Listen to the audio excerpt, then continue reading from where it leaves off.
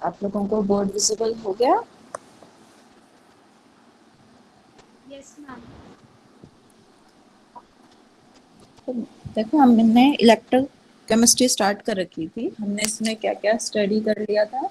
Galvanic cell, electrolytic cell और दोनों का डिफरेंस, है ना। अब हम स्टडी कर रहे थे कि रिवर्सिबल और इरिवर्सिबल सेल्स क्या होंगे। नहीं, आप लोगों ने रिवर्सिबल और इरिवर्सिबल प्रोसेसेस अच्छे से पढ़े, आपको उन सब का मीनिंग क्लियर है ना। रिवर्सिबल प्रोसेसेस क्या होते हैं? जो forward as well as backward direction में मूव कर सके, और इरिवर्सिबल जो यूनिडायरेक्शनल हो, है ना। अब रिवर्सिबल और इरिवर्सिबल सेल से हमारा क्या मीनिंग है? ठीक है, अब हम ये तो नहीं कह सकते कि अगर सेल इस डायरेक्शन में काम कर रहा था तो रिवर्सिबल है, इसके अपोजिट में करेगा तो रिवर्सिबल हो जाएगा, नहीं करेगा तो इरिवर्सिबल हो जाएगा, है ना। ऐसा प्रोसेस तो नहीं है हमारे पास, हम ऐसा कोई कंडीशन चेक करके तो नहीं कर सकते। तो फिर हमने क्या देखा कि अगर कोई भी सेल हमारे पास इन तीन कंडीशंस को फॉलो करता है तो हम उसे क्या कह सकते हैं? रिवर्सिबल सेल कह सकते हैं। और अगर वो इनमें से किसी एक कंडीशन को भी फॉलो नहीं करता तो उसे क्या बोल सकते हैं? Irreversible cell. यानी रिवर्सिबल प्रोसेस की तो हमारे पास क्या थी? एक डायरेक्ट डेफिनेशन थी। लेकिन सेल के केस में जब हम रिवर्सिबल सेल की बात करेंगे तो क्या हो गया? हमारे पास तीन कंडीशंस आ गए कि अगर कोई सेल इन तीन कंडीशंस को फुलफिल करता है तो वो क्या होगा? Reversible cell. अगर नहीं करता तो इरिवर्सिबल। तो देखो, सबसे पहली कंडीशन क्या है कि आपका कोई भी सेल हो, ठीक है, आप मान लो गैल्वेनिक सेल लिया आपने, जिंक कॉपर का सेल बना लिया, ठीक है। अब आप लोगों ने कनेक्शन बना दिए तो आपको पता है एमीटर में कोई ना कोई रीडिंग शो होगी, सेल का कुछ ईएमएफ होगा, है ना। उस ईएमएफ को आप मान लो कि 1 वोल्ट ईएमएफ है। अब आपने क्या किया? बाहर से एक बैटरी ली, ठीक है, आपने बाहर से एक बैटरी ली, अपोजिट ईएमएफ अप्लाई कर दिया।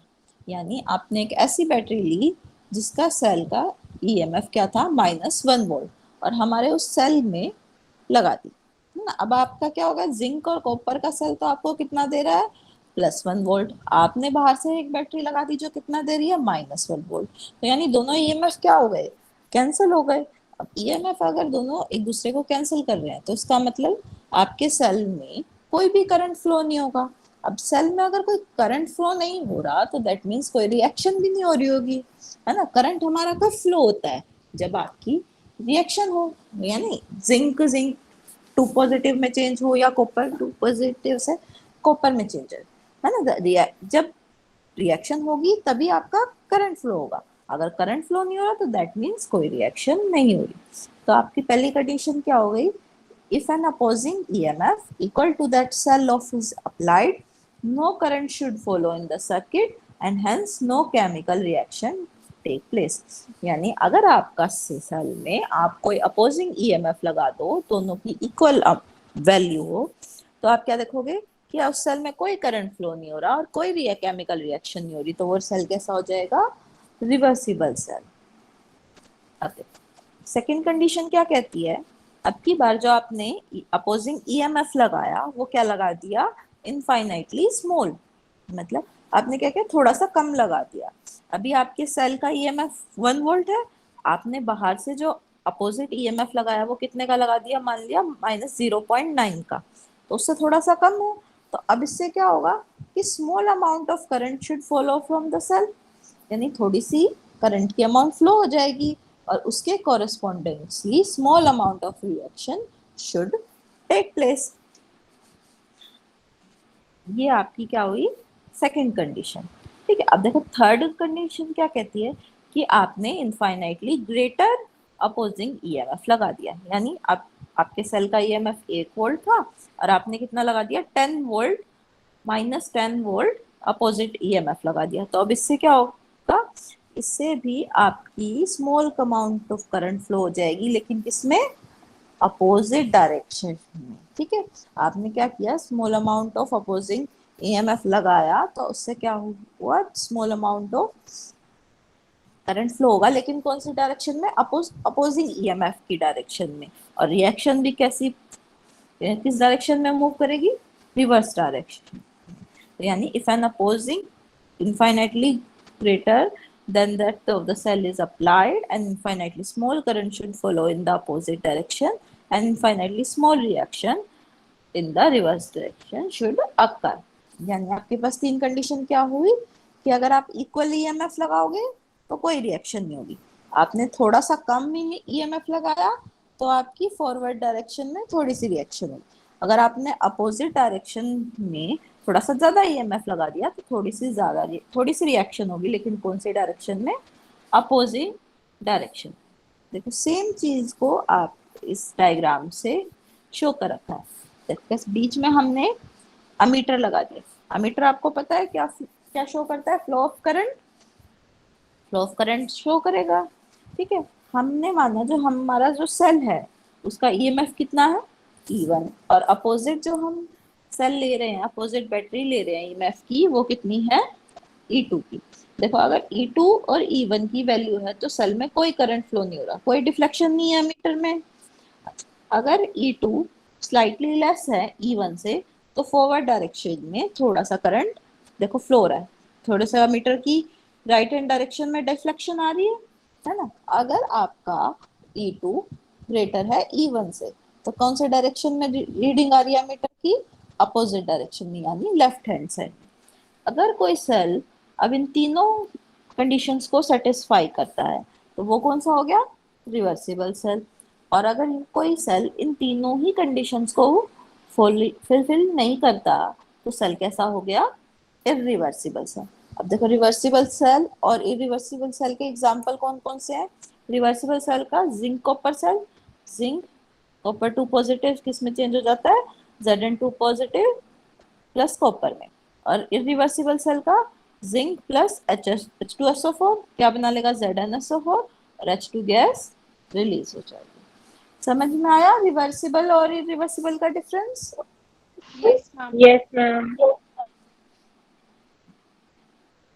नेक्स्ट आपके आते हैं रिवर्सिबल इलेक्ट्रोड। आपके पास रिवर्सिबल सेल है ना, तो सेल में क्या होते हैं?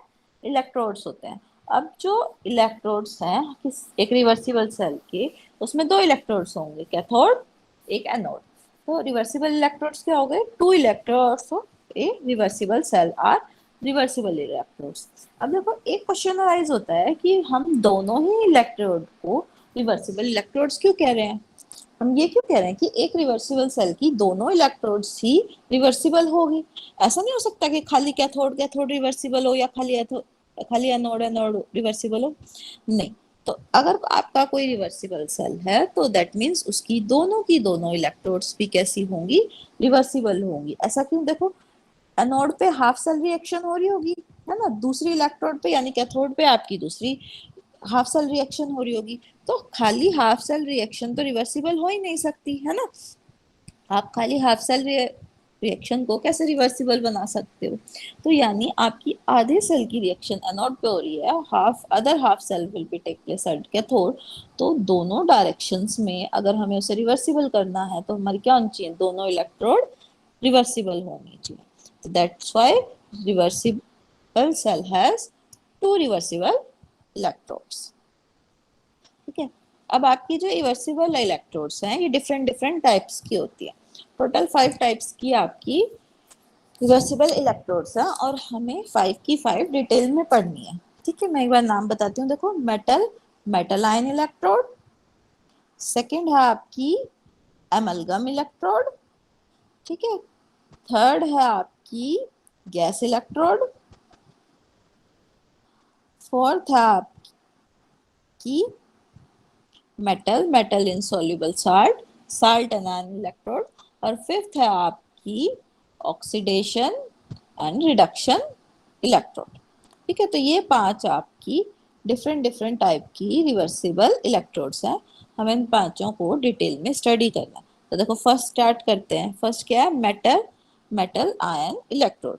सिंपली क्या होगा? एक मेटल होगा, उसी मेटल का आयन होगा। यानी आप कैसे बनाए इस इलेक्ट्रोड को? देखो हमने क्या किया, एक मेटल को डिप कर दिया उसी के आयंस के सॉल्यूशन में। Such an electrode consist of a metal dipped in the solution of its own ion. For example आपने जिंक रोड को जिंक सल्फेट के सॉल्यूशन में डिप कर दिया। आप देखो जिंक रोड हो गई, जिंक मेटल हो गया, Zn2 पॉजिटिव उस मेटल का आयन हो गया, है ना। ऐसे और सिमिलरली और क्या बना सकते हैं, copper road dipped in copper sulphate solution. अब आप देखो, अगर आपने इस इलेक्ट्रोड को एज ए एनोड यूज किया तो इस पर क्या होगी, ऑक्सीडेशन होगी। ऑक्सीडेशन करो कॉपर का तो क्या बन जाएगा, कॉपर से कॉपर 2 पॉजिटिव प्लस 2 इलेक्ट्रॉन। और अगर सिमिलर इलेक्ट्रोड को हम एज ए कैथोड यूज करते हैं तो क्या होगा, उस पर रिडक्शन। ठीक है, तो रिडक्शन करो कॉपर की तो कैसे करेंगे, कॉपर 2 पॉजिटिव 2 इलेक्ट्रॉन गेन करके किस में चेंज हो जाएगा, कॉपर में। तो अगर आप इन रिएक्शंस को ध्यान से देखो तो आपकी जो ये इलेक्ट्रोड है ये किसके विद रिस्पेक्ट रिवर्सिबल है, कॉपर 2 पॉजिटिव आयंस की। तो electrode is reversible with respect to copper 2 positive ions. समझ में आई metal metal ion electrodes. Yes, ma'am. Yes. Next है आपकी एमलगम इलेक्ट्रोड। अब आपके जो कुछ मेटल्स होते हैं वो बहुत रिएक्टिव होते हैं, जैसे for example sodium, potassium, calcium. ये जो मेटल्स हैं ये बहुत रिएक्टिव हैं। और अगर मान लो हमारे पास ऐसी कंडीशन आ जाए कि हमें इन मेटल्स की इलेक्ट्रोड बनानी पड़ जाए तो आप क्या इन मेटल्स की मेटल आयन इलेक्ट्रोड बना सकते हो, नहीं। हम सोडियम मेटल की एक रोड लेके सोडियम आयन के सॉल्यूशन में डिप कर सकते हैं, नहीं कर सकते। वो तो एक विगरस रिएक्शन देगी, है ना। एटमॉस्फेयर के साथ या वाटर के साथ जब वो कांटेक्ट में आएंगे तो बहुत विगरस रिएक्शन देगी। तो इस प्रॉब्लम को सॉल्व करने के लिए हमने क्या कौन सी इलेक्ट्रोड बनाई, अमेलगम इलेक्ट्रोड्स। अब देखो ये जो इलेक्ट्रोड्स हैं ये बिल्कुल सिमिलर होती है मेटल मेटल आयन इलेक्ट्रोड के, बस इसमें थोड़ा सा चेंज जो होता है, ये जो मेटल है जो हम पहले डायरेक्ट मेटल की रॉड ले रहे थे अब हम उसको किससे रिप्लेस कर देंगे, मेटल अमलगम से। मेटल अमलगम क्या होता है, मेटल का सॉल्यूशन इन मरकरी। अगर हम किसी सब्सटेंस का सॉल्यूशन बना दे मरकरी में तो वो क्या बन जाता है, उसका अमलगम। उसके लिए हम क्या टर्म यूज करेंगे, अमलगम। जैसे फॉर एग्जांपल आपने जिंक अमलगम इलेक्ट्रोड बनाई तो आपने क्या करा, जिंक अमलगम को डिप कर दिया जिंक आयन के सॉल्यूशन में, यानी आपने जिंक मेटल का Hg में मरकरी में सॉल्यूशन बनाया फिर उसे जिंक आयन के सॉल्यूशन में डिप कर दिया। अगर आपको इस इलेक्ट्रोड की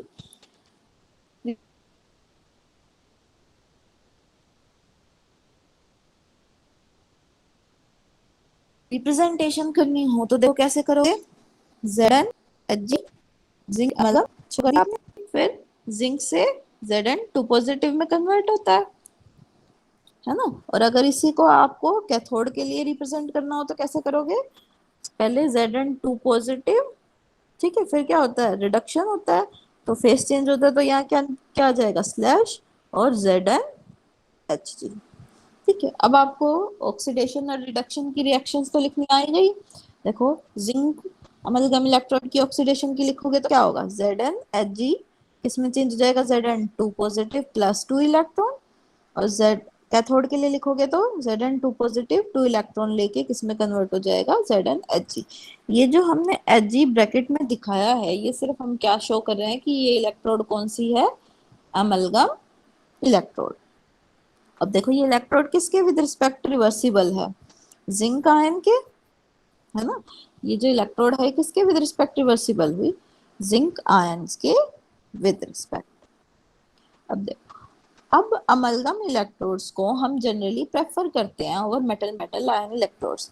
उसके लिए ये 3 रीजंस हैं, 3 एडवांटेजेस हैं अमलगम इलेक्ट्रोड की और metal metal ion electrode. First कौन सी है, देखो कि जब आप मेटल को उसके आयंस के कांटेक्ट में लाते हो तो मेटल और आयंस में, मेटल और मेटल के आयन में क्या होता है कि इक्विलिब्रियम एस्टेब्लिश होता है। एमलगम के केस में ये इक्विलिब्रियम फास्ट इस्टेब्लिश हो जाता है as compare to pure metal. यानी फॉर एग्जांपल जैसे आपने जिंक लिया, जिंक की रोड डिप करी थी ZnSO4 के सॉल्यूशन में, तो Zn और Zn2 पॉजिटिव के बीच में एक इक्विलिब्रियम स्टैब्लिश होना है। मेटल मेटल आयन के केस में वो कंपैरेटिवली स्लो स्टैब्लिश होता है, जबकि अमलगम वाले केस में वो क्या हो जाता है, फास्ट स्टैब्लिश हो जाता है। सेकंड एडवांटेज क्या है, जैसे एक्टिव मेटल्स हैं सोडियम पोटेशियम कैल्शियम, हम इनकी डायरेक्ट यूज नहीं कर सकते, तो हम क्या करते हैं, हम इनको अमलगम में चेंज कर लेते हैं, जिससे इनकी एक्टिविटी रिड्यूस हो जाती है और हम एज ए इलेक्ट्रोड यूज कर पाते हैं। अब तो हम जब प्योर मेटल लेते हैं तो उसमें कुछ ना कुछ इम्प्योरिटीज प्रेजेंट होती है ना। 100% प्योर मेटल तो हमें मिल नहीं सकता। फॉर एग्जाम्पल आपने आयरन की इलेक्ट्रोड बनाने की सोची, तो आपने एक आयरन की रोड ली, क्या वो आपको फुल श्योरिटी है वो 100% प्योर होगी? नहीं, उसमें कुछ ना कुछ इम्प्योरिटीज होगी। अब अगर हम direct metal metal ion electrode बनाते तो वो इम्प्योरिटीज में भी हमारे रिजल्ट को इफेक्ट कर देती है ना, हमें उतना एक्यूरेट रिजल्ट नहीं मिलता। लेकिन जब हम उसका अमलगेशन कर लेते हैं, अमलगम बना लेते हैं, तो इम्प्योरिटीज क्या होती हैं, डाइल्यूट हो जाती हैं। ठीक है, डाइल्यूट हो जाती होने के बाद ये रिजल्ट को इतना अफेक्ट नहीं करती और हमें सेटिस्फैक्टरी रिजल्ट्स देती है। तो इन तीन रीजंस की वजह से हम अमलगम इलेक्ट्रोड को प्रेफर करते हैं। आए समझ में amalgam electrode? Yes, ma'am. Yes, ma'am. Next है आपकी गैस इलेक्ट्रोड। अभी तक आपने कैसे इलेक्ट्रोड बनाई, मेटल ली या अमलगम लिया, यानी ठीक है। अब हमें किसकी बनानी है, सॉल्यूशन की, गैस इलेक्ट्रोड। अब देखो गैस इलेक्ट्रोड बना रहे हैं तो कंसेप्ट तो सेम रहेगा कि भाई गैस हो और वो उसके आयंस के कांटेक्ट में हो, लेकिन गैस को उसके आयंस के कांटेक्ट में लाना इतना इजी तो नहीं है ना। आप गैस को पकड़ के उसके आयंस के कांटेक्ट में तो ऐसे नहीं ला सकते। उसके लिए हमें पर्टिकुलर असेंबली बनानी पड़ेगी। तो देखो हम कैसे बनाते हैं, हम एक इनर्ट मेटल की वायर या फॉयल लेते हैं। इनर्ट मेटल से क्या मीनिंग है, जो ऑलमोस्ट इनरिएक्टिव हो, है ना। और सबसे ज्यादा इनर्ट मेटल पीरियोडिक टेबल में कौन है, प्लेटिनम। अब लेकिन हम उसे और भी इनर्ट बनाने के लिए क्या कर देते हैं, प्लेटिनाइज कर देते हैं, मतलब उस पर एक प्रोटेक्टिव लेयर कर देते हैं कि अब वो बिल्कुल इनर्ट है, भाई वो रिएक्ट नहीं करेगा बीच में। ठीक है, आपने इनर्ट मेटल लिया, उसे ऐसे सॉल्यूशन में डिप करा जिसमें से आपके गैस के आयंस जनरेट हो जाएं। फॉर एग्जांपल जैसे मुझे हाइड्रोजन गैस इलेक्ट्रोड बनानी है, तो मैं सॉल्यूशन क्या लूं, HCl ले लूं, क्योंकि उसमें से H पॉजिटिव आयन जनरेट हो सकते हैं। और आपने मेटल वायर ली, HCl सॉल्यूशन में मान लिया डिप कर दी। अब उस सॉल्यूशन में आप क्या करोगे, अपनी H2 गैस को बबल करोगे, किसके अराउंड, इनर्ट मेटल के अराउंड। यानी आपके पास गैस आ गए और उसके आयंस के साथ उसकी इंटरेक्शन हो गई। अब हम जो ये मेटल वायर यूज कर रहे हैं, अब हम ये क्यों यूज कर रहे हैं ना, इस मेटल वायर या फिर फॉइल का क्या फंक्शन हुआ, तो ये जो मेटल वायर है ये आपकी हेल्प करती है इक्विलिब्रियम एस्टेब्लिश करने में between gas and it's ions. ठीक, सेकेंड फंक्शन ये क्या करती है कि इसकी हेल्प से हम इलेक्ट्रिकल कंडक्ट्स बना पाते हैं, है ना। अब देखो हम इलेक्ट्रोड तो बना लेंगे, लेकिन हमें इलेक्ट्रिकल कनेक्शंस भी तो बनाने पड़ेंगे। अगर हम खाली गैस को सॉल्यूशन में डिप करेंगे तो हम उसे दूसरे इलेक्ट्रोड से ज्वाइंट कैसे करेंगे, अमीटर वगैरह से ज्वाइन कैसे करेंगे? उसके लिए तो हमें वायर्स चाहिए। इलेक्ट्रिकल कनेक्शन बनाने के लिए तो हम किससे ज्वाइन करेंगे, मेटल वायर या जो फॉइल है ये हमारी हेल्प करती है इलेक्ट्रिकल कनेक्शन बनाने में। आपके सिलेबस में 3 गैस इलेक्ट्रोड हैं, hydrogen electrode, chlorine electrode, oxygen electrode. आपको एक अच्छे से समझनी है, बाकी दोनों उसी के सिमिलर पैरेलल पैरेलल चलेंगे। ठीक है, देखो सबसे पहले हम करेंगे हाइड्रोजन इलेक्ट्रोड। ठीक है, देखो हाइड्रोजन इलेक्ट्रोड है तो सॉल्यूशन हम क्या यूज करेंगे, HCl। HCl में से H पॉजिटिव आयंस जनरेट हो सकते हैं। अगर अब हाइड्रोजन इलेक्ट्रोड को कभी कभी हम स्टैंडर्ड हाइड्रोजन इलेक्ट्रोड या नॉर्मल हाइड्रोजन इलेक्ट्रोड भी बोल देते हैं। अब आप लोगों को पता है जब हम किसी चीज को स्टैंडर्ड बोलते हैं तो दैट मीन्स हम क्या कर रहे होंगे, हमने उस सारे सिस्टम को स्टैंडर्ड कंडीशंस पे ले गए होंगे, है ना। बाकी स्टैंडर्ड कंडीशन क्या होती है कि कंसंट्रेशन 1 मोल हो, है ना, यानी यूनिट कंसंट्रेशन हो, टेम्परेचर कितना हो 25 डिग्री सेल्सियस, प्रेशर कितना हो 1 एटमॉस्फेयर, है ना, यानी सारे पैरामीटर्स को अगर हम यूनिट वैल्यू पे ले जाएं तो वो हमारी क्या हो जाती है, स्टैंडर्ड कंडीशन। और अगर किसी सिस्टम पे ले जाएं, किसी सिस्टम को स्टैंडर्ड कंडीशन पे ले जाएं तो उसे हम स्टैंडर्ड वर्ड यूज कर लेते। तो हमने ये जो हाइड्रोजन इलेक्ट्रोड प्रिपेयर की है, ये जो हाइड्रोजन इलेक्ट्रोड की कंस्ट्रक्शन की है, ये हमने स्टैंडर्ड कंडीशंस पे किया है, इसलिए हम इसे क्या बोल देते हैं, स्टैंडर्ड हाइड्रोजन इलेक्ट्रोड। देखो आपने नाम भी सुना होगा कम से कभी कभी, SHE, शी, शॉर्ट फॉर्म में हम इसे शी भी बोलते हैं, स्टैंडर्ड हाइड्रोजन इलेक्ट्रोड। देखो अब हम इसकी कंस्ट्रक्शन कैसे करते हैं।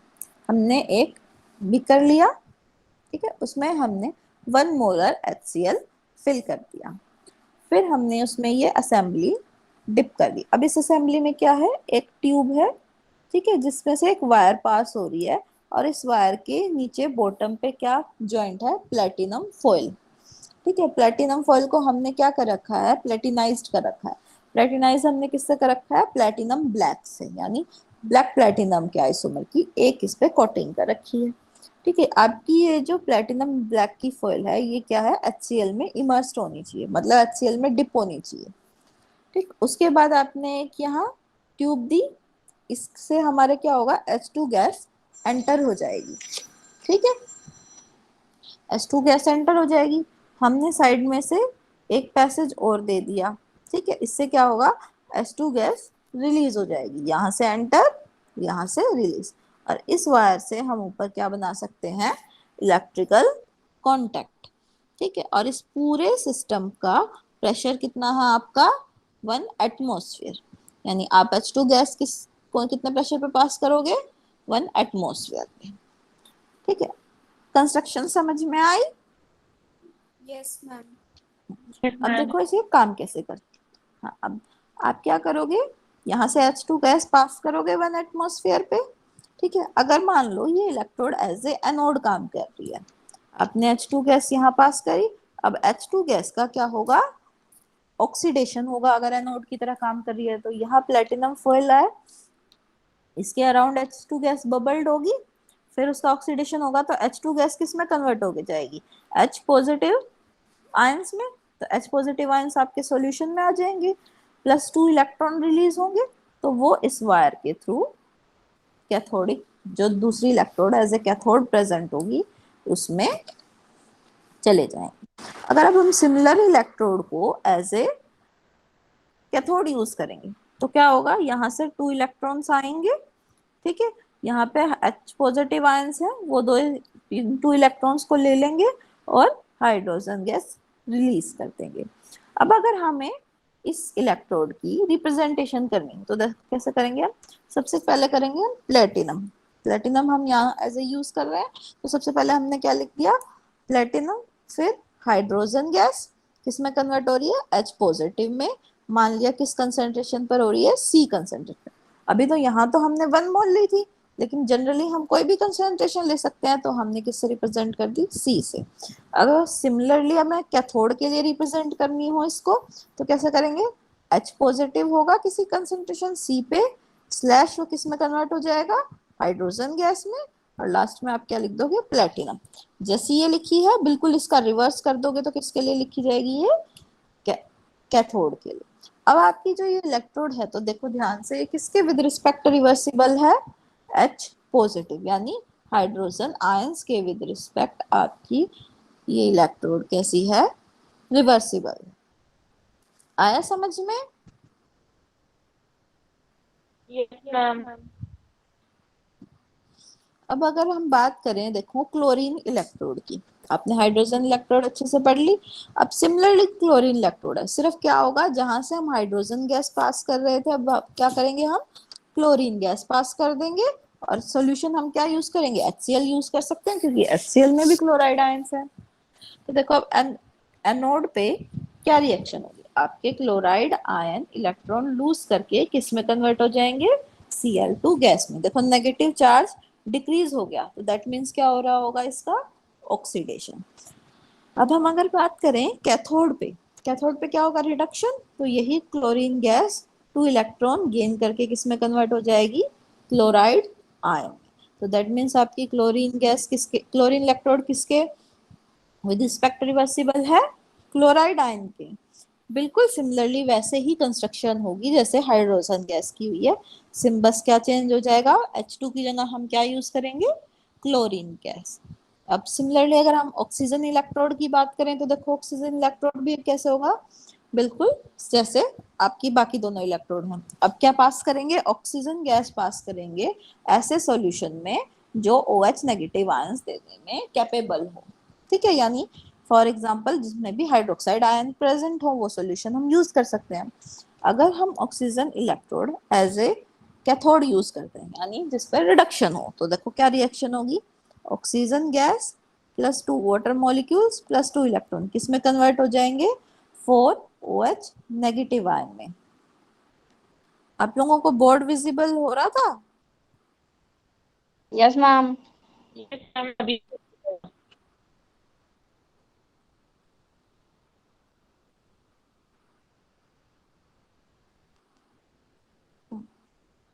अब देखो आपने क्या किया, O2 गैस ली, उसे 2 वाटर मॉलिक्यूल्स से साथ ज्वाइन किया प्लस 2 इलेक्ट्रॉन, आपको क्या मिल गए, 4 OH नेगेटिव आयन। अब सिमिलरली अगर इसी इलेक्ट्रोड को हम एज ए एनोड यूज करेंगे तो उस पर क्या होगा, ऑक्सीडेशन। तो रिएक्शन क्या हो जाएगी इसकी, बिल्कुल रिवर्स, यानी 4 OH नेगेटिव आयन से आपको क्या मिल जाएगा, oxygen 2 water molecule plus 2 electron. तो आपकी जो ये इलेक्ट्रोड है ये किसके विद रिस्पेक्ट रिवर्सिबल है, हाइड्रोक्साइल आयंस के विद रिस्पेक्ट। आई समझ में oxygen electrode, yes, ma'am. Yes, ma'am.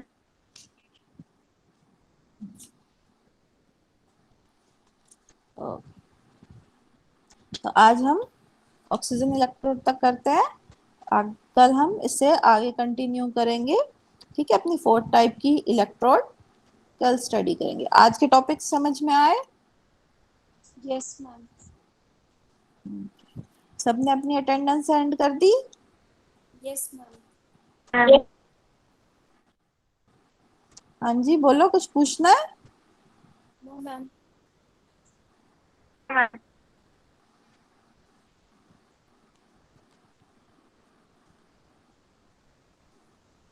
कर दे मैम लीव। हाँ आप लोग लीव कर दो, ओके।